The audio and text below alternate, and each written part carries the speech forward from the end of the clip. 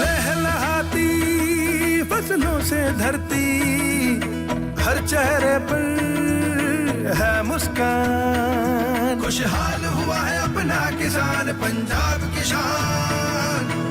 पंजाब सरकार किसानों की बेहतरी के लिए प्रतिबद्ध है। खाद, बीज और बिजली की आपूर्ति से लेकर फसलों का उचित मूल्य सुनिश्चित करने तक हर जरूरी कदम उठाए जा रहे हैं ताकि किसानों को अधिक लाभ मिले। दोस्तों, बीजेपी पार्टी के अंदर भगदड़ मच चुकी है। हालात इतने खराब हो चुके हैं कि खुद पार्टी के मुखिया को घर घर जाकर के मनाना पड़ रहा है। साफ लफ्जों में कहूं तो वही नेता, वही विधायक बगावत करने पर उतारू हो चुके हैं। दोस्तों, 5 राज्यों में चुनावों के तारीखों का ऐलान हो चुका है। सीट बंटवारे की बात जो चल रही है और असम के अंदर ऐसे हालात हो गए हैं कि भारतीय जनता पार्टी कहां तो पूर्ण बहुमत से एक तरफा जीतने की बातचीत कही जा रही है, लेकिन वहीं दूसरी तरफ जिन भी विधायकों के टिकट कटे हैं या फिर जिनको भी शंका है, वो सभी नेता बगावती सुर अपनाते हुए नजर आ रहे हैं। खुलेआम मीडिया के सामने कहा जा रहा है कि भैया या तो मैं निर्दलीय चुनाव लड़ूंगा और नहीं तो फिर मैं कांग्रेस पार्टी को समर्थन करूंगा। और इस खबर को पढ़ने के बाद, सुनने के बाद आप समझिए कि ये लाइनें, ये कतारें बहुत लंबी होने वाली हैं। जो इस्तीफा की लाइन है, जो संख्या है, वो भी बढ़ने वाला है। खबर की शुरुआत में आपके सामने करने जा रहा हूं। खबर की शुरुआत जरा इस पर देखिए। प्रभात खबर लिखा है, असम में कांग्रेस 100 सीटों पर लड़ेगी चुनाव, 5 पार्टियों से मिलाया हाथ। एक तरफ असम के अंदर कांग्रेस पार्टी पूरी तैयारियों में है और दूसरे तरफ भारतीय जनता पार्टी को अपने ही नेताओं को, बगावती नेताओं को मनाने में लगना पड़ रहा है। घर घर जो है जा करके मुख्यमंत्री साहब को मनाना पड़ रहा अपने ही नेताओं को।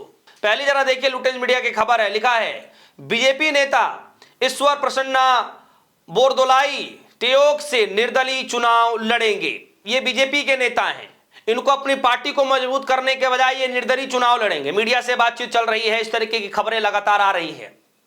सोचिए बीजेपी पार्टी के अंदर क्या कुछ चल रहा होगा इस वक्त। कहा यह जाता है कि कटोगे बटोगे तो कटोगे, इस तरीके के नारे दिए जाते हैं और यहां तो पार्टी ही बटती हुई नजर आ रही है, उनके नेता ही बटते हुए नजर आ रहे हैं। दूसरी खबर, बीजेपी ने भपुरिया सीट से भूपेन बोरा को प्रत्याशी बनाया है। नाराज बीजेपी कार्यकर्ताओं ने आज बीजेपी सांसद रंजीत दत्ता को ही घेर लिया। जो गुस्साए नेता हैं, जो गुस्साए कार्यकर्ता हैं, अगर बीजेपी के किसी कैंडिडेट को सीट नहीं मिल रही है तो जो बीजेपी के कार्यकर्ता हैं इतने गुस्से में हैं कि जो मौजूदा सांसद हैं उनको ही घेर ले रहे हैं। सोचिए, हालत ऐसी हो गई है।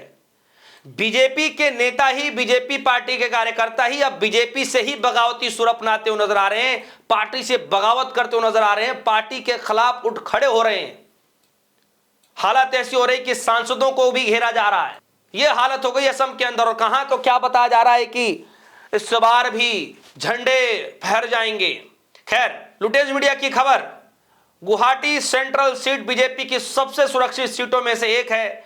विपक्षी ने वहां पर 27 वर्षीय कुंकी चौधरी को मैदान में उतारा है। बीजेपी ने एक बाहरी उम्मीदवार विजय गुप्ता को मैदान में उतारा है। हेमंत बिस्वा शर्मा को अब घर घर जाकर नेताओं को मनाना पड़ रहा है। सोचिए कि बाहरी नेताओं को बीजेपी टिकट दे रही है और उधर कांग्रेस पार्टी या गठबंधन ने 27 वर्षीय कुंकी जो चौधरी है उनको मैदान में उतारा है। यानी कांग्रेस पार्टी के लिए, इंडिया गठबंधन के लिए जो है एक नई रणनीति के तौर पर, एक नई ऊर्जा के साथ वहां पर देखा जा रहा है। लेकिन वहीं बीजेपी जो सत्ता कर रही है, जो सत्ता पर बैठी है, कुर्सी पर बैठी है, वहां पर मामला पेचीदा फंसा हुआ नजर आ रहा है। और दोस्तों, चुनाव के अंदर तो अक्सर इस तरह की खबरें आती हैं, लेकिन खबरें जब बड़ी हो जाती हैं, जिसकी सत्ता वहां पर हो और वहां से नेता पार्टी को छोड़ इस्तीफा दे करके बगावती सुर अपनाएं, तो खबर बन जाती है। विपक्षी पार्टियों के पास कोई नेता आए, उधर चले जाएं, ये एक अलग मैटर है। भाई सत्ता में नहीं है, लेकिन सत्तारूढ़ी पार्टी से अगर कोई नेता जा रहा है तो एक बड़ी खबर बनती है। आगे खबर में लिखा है, असम के मुख्यमंत्री हिमंत बिस्व शर्मा एजीपी नेता रामेंद्र नारायण कलिता के घर पहुंचे। रामेंद्र कलिता ने गुवाहाटी सेंट्रल से निर्दलीय चुनाव लड़ने का ऐलान किया। बीजेपी ने वहां से विजय गुप्ता को प्रत्याशी बनाया।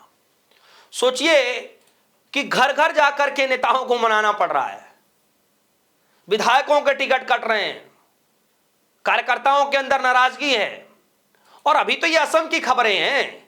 पश्चिम बंगाल के अंदर हमने देखा कि किस तरीके से भारतीय जनता पार्टी ने किसी और को, किसी बाहरी को टिकट दे दिया, तो किस तरीके से